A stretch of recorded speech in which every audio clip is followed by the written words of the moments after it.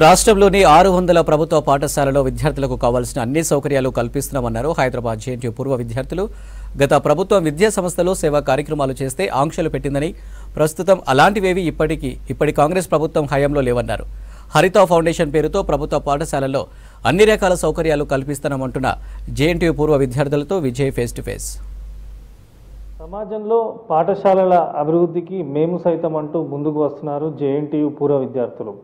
వారు ఉన్నత స్థాయికి ఎదగడంతో పాటు రాష్ట్రంలో ఉన్నటువంటి ప్రభుత్వ పాఠశాల విద్యార్థులకు ఏదో రకంగా సహాయం చేయాలని చెప్పి ఫౌండేషన్లు స్థాపిస్తున్నారు. ఎందుకు ఇట్లా హరిత ఫౌండేషన్ స్థాపించి విద్యార్థులకు సేవ చేయాలనుకుంటున్నారు, వారిని అడిగి తెలుసుకుందాం. హాయ్ ఫణిరాజ్ గారు, ముందుగా జేఎన్టీయూ పూర్వ విద్యార్థిగా జేఎన్టీయూలో చదవడం కానీ జేఎన్టీయూ పూర్వ విద్యార్థిగా ఎలా ఫీల్ అవుతుంది? నేను జేఎన్టీయూలో ఎంటెక్ చేశాను, తర్వాత పిహెచ్డీ చేశాను. ఇప్పుడు ప్రస్తుతానికి అమెరికాలో జాబ్ చేస్తున్నాను. అక్కడ అమెరికాలో లాస్ట్ 16 ఇయర్స్ నుంచి జాబ్ చేసుకుంటూ ఈ సమాజ సేవా కార్యక్రమాలు చేయాలనేసి 2008లో మన ఆంధ్ర అంటే అప్పుడు బిఫోర్ బైఫర్కేషన్ కదా, ఆంధ్రాలో మనం స్టార్ట్ చేసాము గవర్నమెంట్లో. ఇప్పుడు 2 తెలుగు స్టేట్స్లో కూడా మా కార్యక్రమాలు జరుగుతున్నాయి. మేము ఎక్కువగా slum areas, under privileged background ఉన్న ఏరియాస్ నుంచి చిన్నపిల్లలను తీసుకుని, అంటే 1 నుంచి 10వ క్లాస్ వరకు అనమాట, ఎవరైతే డ్రాప్ అవుట్స్ ఉన్నారు, ఎవరైతే స్కూల్కి వెళ్ళట్లేదు వాళ్ళ మీద కాన్సన్ట్రేట్ చేసి ఒక గ్రామానికి వెళ్ళి ఎంతమంది పిల్లలు ఉంటే అంతమందిని పిల్లల్ని కూడా మన గవర్నమెంట్ స్కూల్స్లో వేయాలి అన్న ఒక ముఖ్య ఉద్దేశంతో దీన్ని స్టార్ట్ చేశాం. ఎందుకంటే అక్షరాస్యత మీద మాకు మెయిన్ ఫోకస్ అనమాట.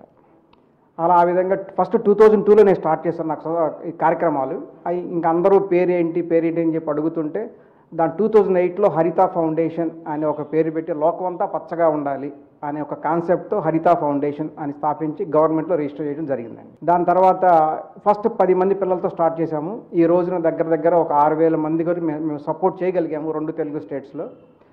మాకు మెయిన్ ఏమి చెప్పినట్టుగా ఓన్లీ గవర్నమెంట్ స్కూల్స్లో బలోపేతం చేయాలి. ఎందుకంటే గవర్నమెంట్స్ కూడా చాలా ఫండ్స్ ఉన్నాయి, చాలా చేస్తున్నారు. వాటిని ఉపయోగించుకొని తల్లిదండ్రుల మీద ఎక్కువ భారం పడకుండా, ఎందుకంటే పిల్లలు ఎక్కువ ప్రైవేట్ స్కూల్స్కి వెళ్తూ ఉంటే తల్లిదండ్రుల ఆర్థిక భాగం చాలా పడుతుంది. దాన్ని మినిమైజ్ చేసేసి చిన్న విలేజెస్లో వాళ్ళలో కూడా పాపం పేరెంట్స్ చాలా కష్టపడుతున్నారండి. ఎందుకంటే కాంపిటీషన్ వరల్డ్లో మా అబ్బాయి కూడా మంచిగా చదవాలి అన్న ఉద్దేశంతో కార్పొరేట్ స్కూల్లో పరిగెడుతున్నారు. దానివల్ల పిల్లవాడి మీద, ఎందుకంటే స్లమ్ ఏరియాస్లో వాటిల్లో వాళ్ళకి రిసోర్సెస్ తక్కువ ఉన్నాయి, అయినా వాళ్ళు అప్పులు చేసి తల్లిదండ్రులు రకరకాల కష్టాలు పడి వీళ్ళని చదివిస్తున్నారు.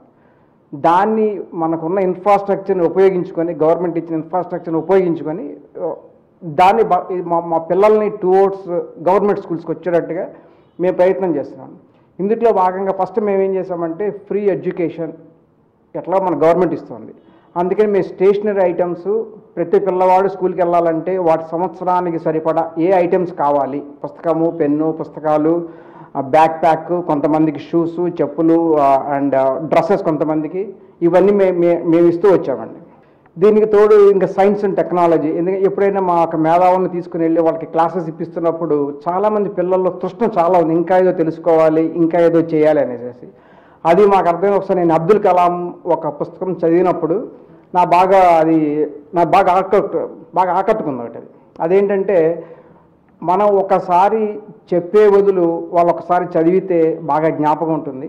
అలా 10 సార్లు చదివే బదులు ఒకసారి చూస్తే వాళ్ళకి ఇంకా బాగా ఉంటుంది. అందుకే పిల్లల్ని మేము ఇక్కడి నుంచి మన బిర్లా సైన్స్ మ్యూజియంకి, ప్లానిటోరియంకి అండ్ బిఫోర్ కోవిడ్ కొంతమందిని కొన్ని బస్సెస్ వేసి మన ఇస్రో సెంటర్కి శ్రీహరికోట ఈ రాకెట్ లాంచింగ్ సెషన్స్ ఎలా ఉంటున్నాయి ఏంటి అనేది సైన్స్ అండ్ టెక్నాలజీ మీద దాని మీద మేము బాగా చేసాము. అది కూడా పిల్లల్లో బాగా ఆకట్టుకుందండి.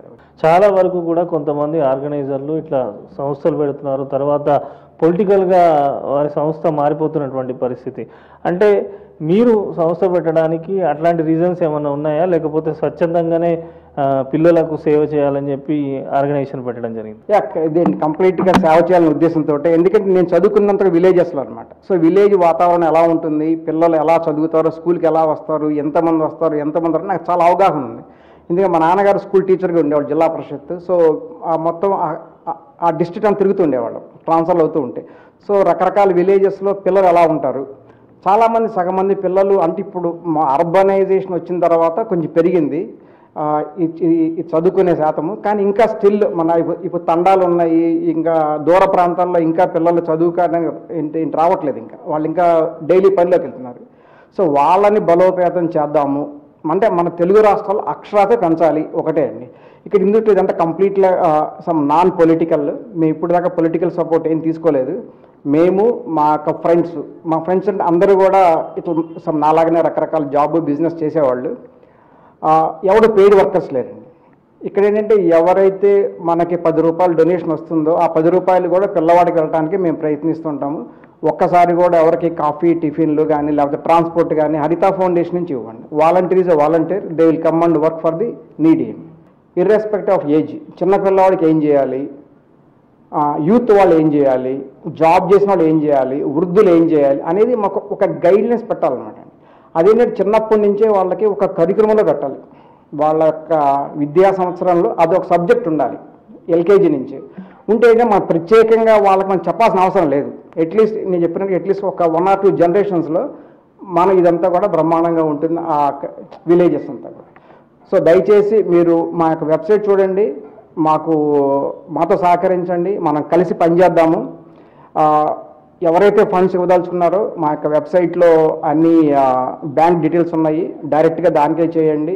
మా సంస్థ నుంచి ఎవరు కూడా క్యాష్ చేత్తో తీసుకోరు. No transaction will be there in cash. డబ్బులు తీసుకోవటం కానీ లేకపోతే ఏమైనా ఇవ్వటం కానీ ₹1 కూడా మేము క్యాష్ ట్రాన్సాక్షన్ చేయము. సో అదొక విజ్ఞప్తి అందరికీ. సో గవర్నమెంట్ సెక్టర్స్ కూడా వస్తే కన్నా మేము కలిసి పనిచేయడం రెడీగా ఉన్నాం. జేఎన్టీయు పూర్వ విద్యార్థులు చేస్తున్నటువంటి ప్రభుత్వ పాఠశాలల అభివృద్ధిలో కానీ హరిత ఫౌండేషన్లో పనిచేసేందుకు చాలామంది బిజినెస్ మెన్స్ యువత అందరూ కూడా ముందుకు వస్తున్నారు. సో కొంతమంది బిజినెస్ మెన్స్ ఉన్నారు, వారితో మాట్లాడదాం. ఎలా ఉందంటే ఈ ఫౌండేషన్లో మీరు పనిచేయడం? ఫణిరాజ్ కుమార్ ఏదైతే సొసైటీ కోసం అని స్టార్ట్ చేసుకున్నారో అది మాకు చాలా నచ్చి ఈ ప్రోగ్రాంలో నేను కూడా యాక్టివ్గా ఒకసారి పార్టిసిపేట్ చేద్దామని ఒక 2-3 ప్రోగ్రామ్స్లో చేశాను. కానీ రీసెంట్గా చేసిన దాని మీద ఆ రెస్పాన్స్ చూసిన తర్వాత చాలా యాక్టివ్గా అనిపించింది. అండ్ ఈ ఉన్న ప్రోగ్రాము ఇంకా ఎవరైనా చేయగలిగితే అంటే దీంట్లో ఎవరైనా కలిస్తే కనుక ఎంత ఎంజాయ్ చేస్తారనేది నేను నిజంగా చెప్పలేను. ఎందుకంటే నేనైతే ఎక్స్పీరియన్స్ చేశాను, అది చాలా బాగుంది. And I wish young people or youth who are interested they can come and join in this. ఒక్కసారి ఎక్స్పీరియన్స్ చేసి చూస్తే they will know. And as well ఎవరైనా ఫండ్స్ కనుక ముందరకు వచ్చేస్తారంటే it will be really supporting. ఎందుకంటే we need to reach to the corner. ఇంకా చాలా ఉంది చేయాల్సింది, చేస్తున్నది మనం చేసింది చూసుకుంటే కనుక చాలా తక్కువనే ఇది. బట్ ఎక్స్పాన్షన్ లెవెల్లో అయితే చాలా దూరంగా ఆలోచిస్తున్నాం. I think we need to go head. ఇప్పటి వరకు అయితే వీఆర్ వెరీ హ్యాపీ, చాలా వరకు ఇచ్చేసాము. People are also coming very actively and we are really enjoying on this. I invite most of the people, ఎవరైనా వచ్చి చూస్తే కనుక if the experience it will be very nice. చేయూతగా ఉండాలని హరిత ఫౌండేషన్ ద్వారా కార్యక్రమాలు నిర్వహిస్తున్నామని చెప్పి జేఎన్టీయు పూర్వ విద్యార్థులు చెప్తున్నారు. కెమెరా పర్సన్ అనిల్తో విజయ్ మ్యూజిక్స్ న్యూస్, హైదరాబాద్.